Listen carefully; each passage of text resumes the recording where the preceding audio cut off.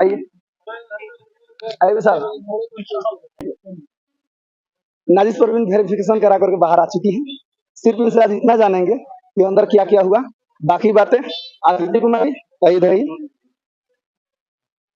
12th science topper rank 4 और Nazis Parveen का जो भी रैंक आता है, इन दोनों से साथ में बात किया जाएगा। स्टूडियो में ढेर सारी बातें होगी क्योंकि इन्होंने साइंस में रैंक 4 लाया और नाजिस परवीन का क्या रैंक आता है वो बाद में देखा जाएगा। फिलहाल बताइए नाजिस परवीन अंदर क्या क्या।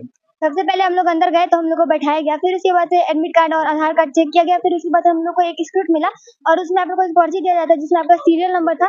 फिर उसके बाद जब सीरियल नंबर मिल गया, फिर उसके बाद एक इंटरव्यू के लिए ले जाया गया और फिर वहाँ पर हमारा जो परिचय पूछा गया, हमारा इंट्रोडक्शन, फिर उसके बाद से एक जगह बैठाया गया और फिर उसके बाद से एक रूम में बुलाया गया। वहाँ पर बहुत सारे टीचर थे सब्जेक्ट के, तो सबसे पहले मुझे उर्दू के टीचर के पास ले जाया गया, जहाँ पर मैं गई तो उन्होंने कुछ बेसिक क्वेश्चन पूछे और उन्होंने बोला कि जिस चीज के बारे में तुम निबंध यानी कि ऐसे लिखी हो वो लिखो। तो मैं लिख रही थी, फिर बच्चे उन्होंने बोला कि ठीक है वेरी गुड, उन्होंने कॉल पे लिख दिया मैथ्स।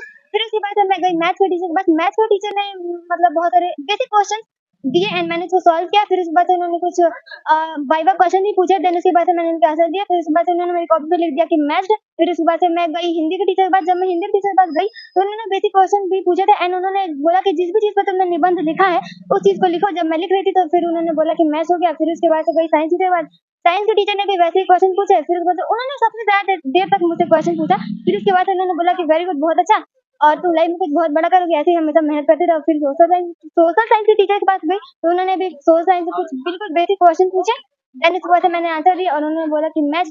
फिर बोला वेरी गुड, जाओ, बहुत अच्छा। अरे बहुत खुश है। जी बिल्कुल, बहुत खुश। आकृति दीदी के बारे में आप क्या कहना चाहती हैं? आकृति दीदी के बारे में कहना चाहते हैं कि बहुत ज्यादा वो मेहनत की थी और उनका रैंक छोटा है, तो इसके लिए उनको कांग्रेचुलेशन। अब देखते हैं हमारा कोई क्वेश्चन याद है जो सर, कोई क्वेश्चन याद है जो सर पूछे थे? हाँ, बहुत सारे क्वेश्चन पूछे थे, जैसे कि बिग डिस्क क्या होता है, उसका डायग्राम बनाइए, या फिर कोई कॉन्वेक्स लेंस था उसमें आपको दिया था क्या O और F1 के बीच जो कोई ऑब्जेक्ट रखा हुआ है जिसका आपको प्रतिबिंब बनाना है। फिर उसके बाद कॉन्केव लेंस था, फिर उसके बाद दर्पण भी दिए थे। उन्होंने बोला प्रकाश के परावर्तन क्या है और उसके नियमों को लिखे, और बहुत सारे मौखिक क्वेश्चन भी पूछे हैं। चलिए बहुत बढ़िया नाजिस परवीन, आपका जो भी रैंक है, आकृति कुमारी रैंक 4 जो कि साइंस में रही, 12 क्लास में रही, और नाजिस परवीन का जो भी रैंक आता है हम सभी मिलकर स्टूडियो में खूब ढेर सारी बातें करेंगे। थैंक यू सो मच, जय हिंद।